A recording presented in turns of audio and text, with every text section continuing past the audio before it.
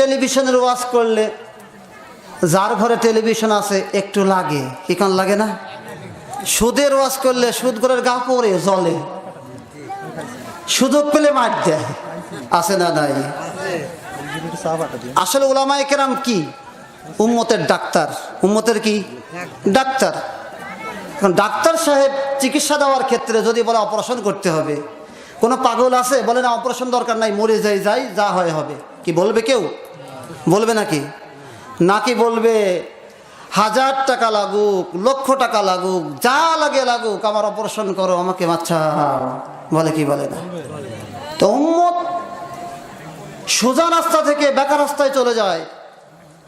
উম্মত জান্নাতের পথ ছেড়ে দিয়ে জাহান্নামের রাস্তায় চলে যাচ্ছে।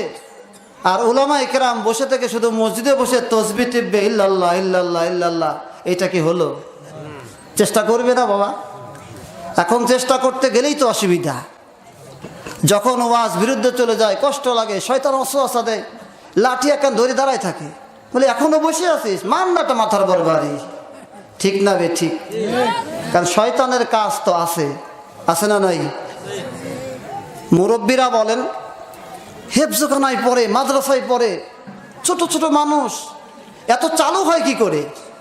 কি বলে কি বলে না?